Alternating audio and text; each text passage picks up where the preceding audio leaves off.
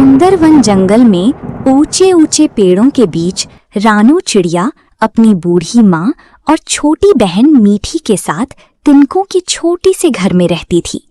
उनका जीवन बहुत साधारण था, लेकिन तीनों एक दूसरे के साथ खुश थे। एक दोपहर अचानक मौसम बदल गया।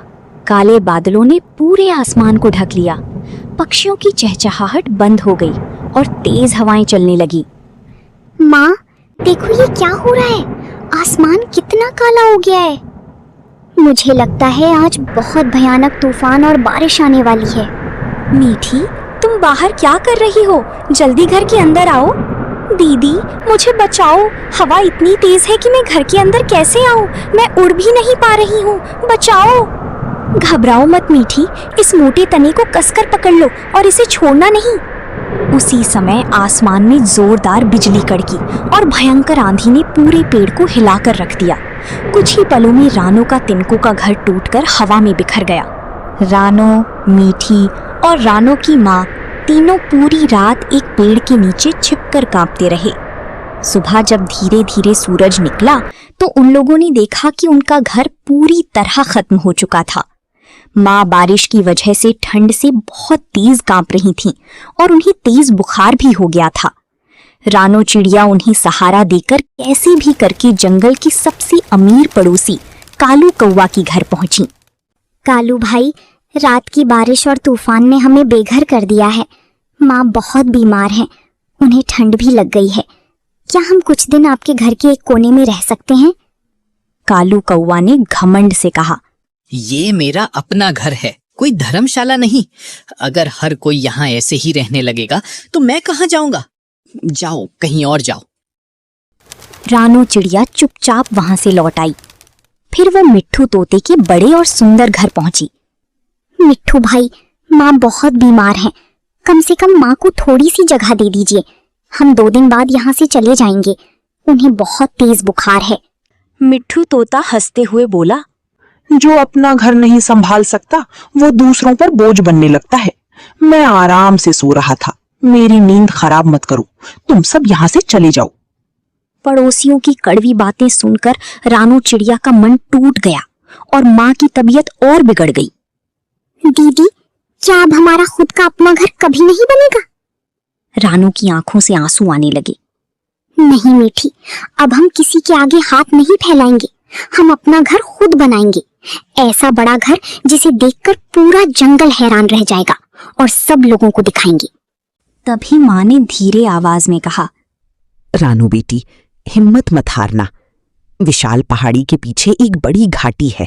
वहां कुछ अनोखे और जादुई पौधे उगते हैं। शायद अब वहीं हमारी मदद छिपी हो सकती है, क्योंकि हमने आज तक किसी का कोई बुरा नहीं किया।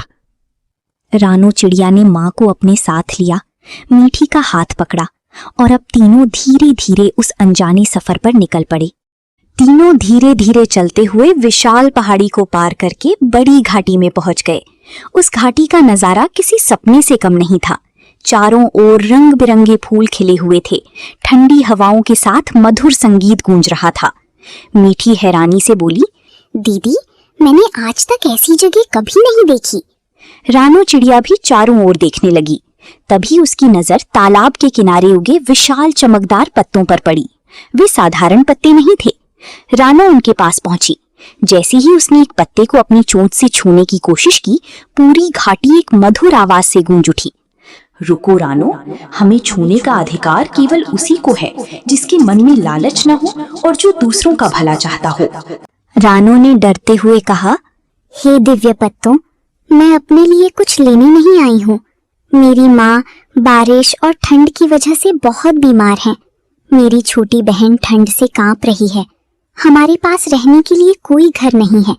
अगर आप हमारी मदद कर दें तो आपका बहुत उपकार होगा। कुछ क्षण के लिए चारों ओर शांति और सन्नाटा छा गया। फिर वही मधुर और कोमल आवाज दोबारा सुनाई दी। रानो, हमने तुम्हारी परीक्षा ली थी। जब तुम्हें अपमानित किया गया तब भी तुम्हारे मन में किसी के लिए घृणा नहीं आई। तुम्हारी दया और सच्चाई ने हमें प्रसन्न कर दिया है। हम साधारण पत्ते नहीं हैं, हम दया के जादुई पत्ते हैं। हमें एक एक करके जोड़ती जाओ, तुम्हारा घर अपने आप बनता जाएगा। जब तक तुम्हारा मन सच्चा रहेगा, ये घर कभी नहीं टूटेगा। रानू ने बिना समय गवाए काम शुरू कर दिया। वो एक एक करके विशाल पत्तों को लाती और उन्हें जोड़ती जाती। मीठी भी अपनी दीदी की मदद करने लगी। थोड़ी ही देर में वहां एक सुंदर घर बनना शुरू हो गया। धीरे धीरे वो घर इतना बड़ा और भव्य बन गया कि किसी महल से कम नहीं लगता था। उसके अंदर प्रवेश करते ही चारों ओर मीठी खुशबू फैल गई। घर के भीतर हमेशा गर्माहट बनी रहती थी। मीठी खुशी से उछल पड़ी। दीदी, हमारा घर कितना सुंदर है, अब हमें कभी ठंड नहीं लगेगी। माँ की आंखों में खुशी के आंसू आ गए।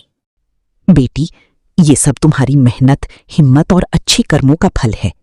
दिन बीतते गए। रानू अपने नए घर में माँ और मीठी के साथ खुशी खुशी रहने लगी। कुछ सप्ताह बाद जंगल में पहले से भी भयानक बारिश शुरू हो गई। कई दिनों तक सूरज दिखाई नहीं दिया।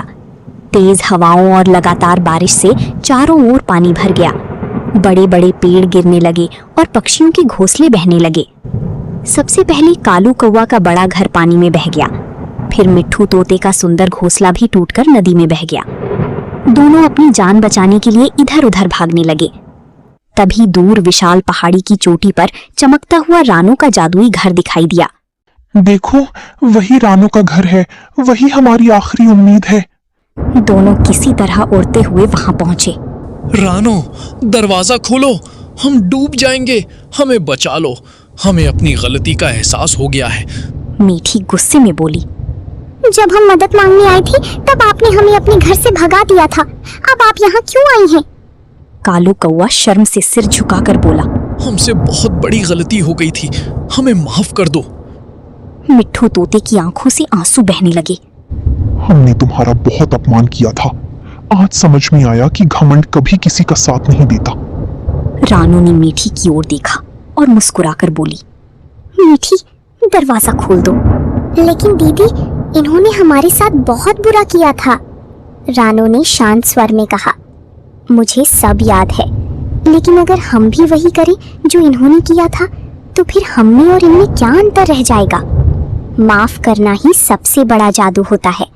जो बदला लेता है वो छोटा बन जाता है, लेकिन जो माफ करता है वो सबसे बड़ा बन जाता है। मीठी ने दरवाजा खोल दिया। कालू कौवा, मिट्ठू तोता और दूसरे कई पक्षी घर के अंदर आ गए। अंदर की गर्माहट, सुरक्षा और अपनापन देखकर सबकी आंखें भर आईं। उसी समय जादुई पत्ते फिर से चमकने लगे। धन्य हो रानू, तुम्हारी दया ने हमारी शक्ति को और बढ़ा दिया है। जब तक इस घर में प्रेम, दया और क्षमा रहेगी, तब तक ये घर हमेशा सुरक्षित रहेगा। कालू कौवा रोते हुए बोला, रानो, आज तुमने हमारी आंखें खोल दी, हमें माफ कर दो। आज के बाद हम कभी किसी मुसीबत में पड़े व्यक्ति का मजाक नहीं उड़ाएंगे। मिट्ठू तोता भी बोला, आज से हम सब मिलजुल कर रहेंगे और हमेशा एक दूसरे की मदद करेंगे। उस दिन के बाद जंगल में कोई भी पक्षी किसी जरूरतमंद को अकेला नहीं छोड़ता था।